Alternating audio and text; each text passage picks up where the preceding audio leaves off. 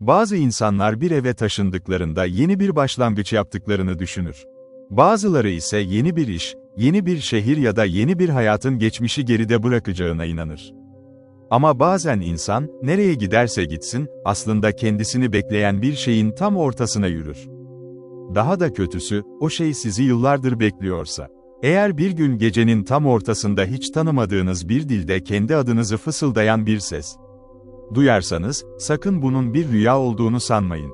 Çünkü bazı lanetler yalnızca hatırlanmayı bekler ve hatırlandıkları anda yeniden yaşamaya başlar. Adrian Mercer, 36 yaşında. Eski eser restorasyonu konusunda uzmanlaşmış başarılı bir sanat tarihçisiydi. Uzun yıllar boyunca Avrupa'nın farklı ülkelerinde çalışmış, yıkılmaya yüz tutmuş manastırları, şatoları ve tarihi yapıları incelemişti.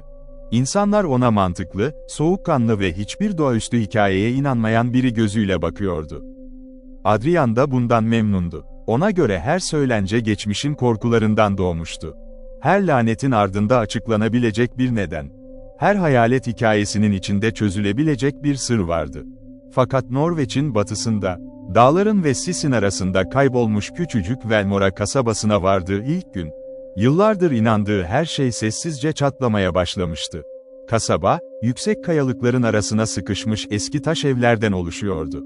Denizden gelen yoğun sis, günün büyük bölümünde sokakları görünmez hale getiriyor. Güneş yalnızca birkaç saatliğine kendini gösterebiliyordu. İnsanların yüzlerinde açıklanması güç bir yorgunluk vardı.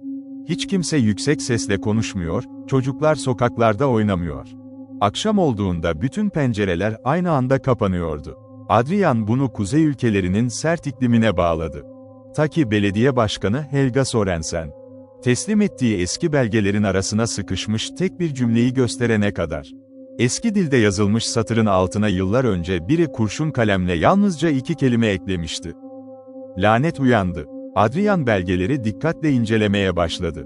Kasabanın yakınlarında yüzlerce yıl önce terk edilmiş, adı artık haritalarda bile geçmeyen bir manastır bulunuyordu. Rivayete göre burada yaşayan keşişler, anlamını kimsenin bilmediği siyah taş bir sunağı mühürlemişti. Belgelerde sunağın neden mühürlendiği yazmıyordu. Yalnızca mühür kırılırsa köyün üzerine çökecek felaketten söz ediliyordu. Adrian bunun tipik bir ortaçağ efsanesi olduğunu düşündü. Fakat aynı gece kaldığı eski otelde koridor boyunca yankılanan ağır ayak seslerini duyduğunda, binada kendisinden başka kimsenin olmadığını öğrenmesi ilk huzursuzluğunu yaşamasına neden oldu. Ertesi sabah rehber olarak görevlendirilen genç kadın Elina Vos ile birlikte dağın yamacındaki terk edilmiş manastıra doğru yola çıktılar. Elina, sessizliği seven, sert bakışlı ve kasabada doğup büyümüş bir arkeologdu. Yol boyunca gereksiz hiçbir şey konuşmadı. Yalnızca manastıra yaklaşırken durup Adrian'a baktı. "İçeride ne görürseniz görün, adınızı biri söylerse cevap vermeyin." Adrian gülümseyerek bunun eski bir halk inanışı olduğunu söyledi. Elina ise hiç gülümsemedi. "Ben şaka yapmıyorum." Manastırın taş duvarları neredeyse tamamen çökmüştü. Buna rağmen içeride tuhaf bir sessizlik hakimdi. Rüzgar dışarıdaki ağaçları sallıyor olmasına rağmen içeride tek bir yaprak bile kıpırdamıyordu. Adrian eski freskleri incelerken duvarların birinde diğerlerinden farklı oyulmuş semboller fark etti. Sembollerin tam ortasında insan yüzünü andıran karanlık bir şekil vardı. Şeklin gözleri taş olmasına rağmen sanki onu izliyordu. Fotoğraf çekmek için kamerasını kaldırdığı anda binanın içinde metal sürtünmesini andıran uzun bir ses yankılandı. Ses yalnızca birkaç saniye sürdü ama ardından gelen sessizlik çok daha ağırdı. Manastırın alt katına indiklerinde dar bir koridorun sonunda taş bir kapı buldular. Kapının üzerinde yüzlerce küçük çizik vardı. Adrian çiziklerin zamanla oluştuğunu düşündü ancak Elina elini taşın üzerine koyduğunda sesi titredi. Bunlar dışarı çıkmaya çalışan insanların tırnak izleri.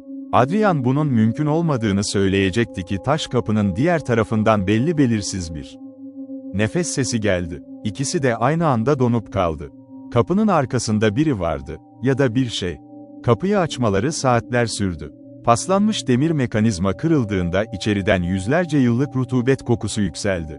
Fenerlerinin ışığı yavaşça karanlığı yararken odanın tam ortasında siyah taştan yapılmış büyük bir Sunak belirdi. Sunağın çevresinde yere çizilmiş eski semboller vardı.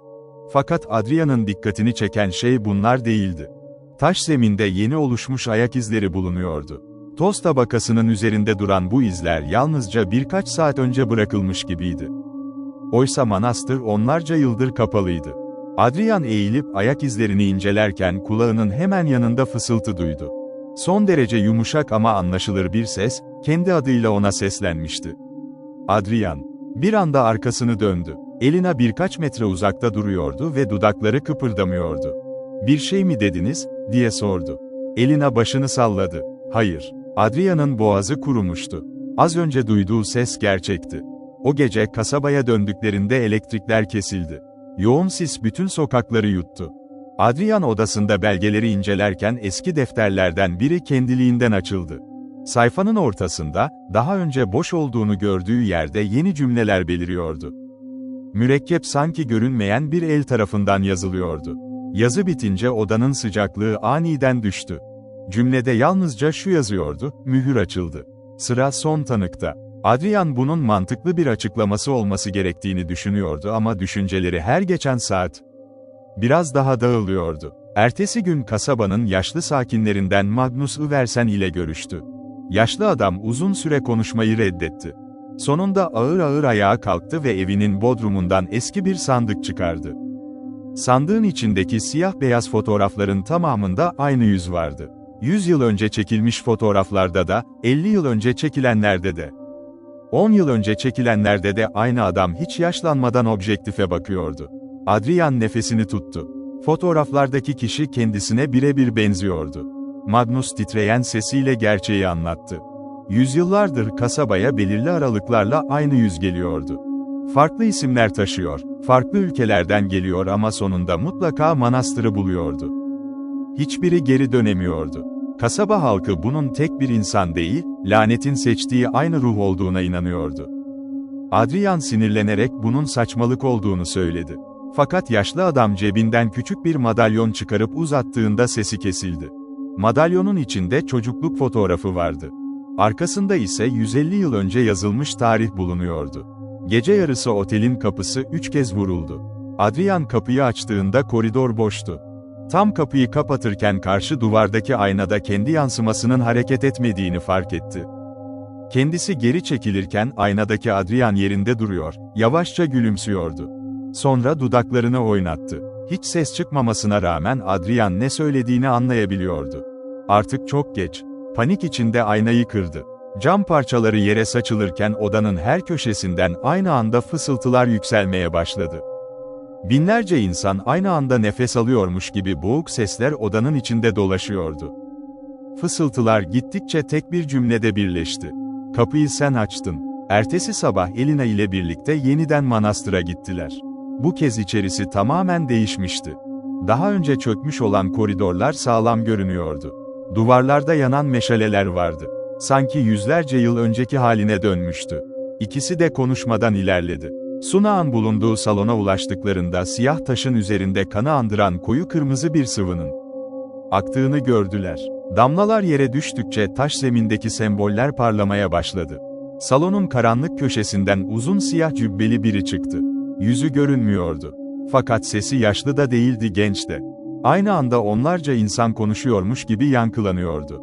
Lanet hiçbir zaman bu kasabada başlamadı. Lanet, onu gören ilk insanın korkusuyla doğdu.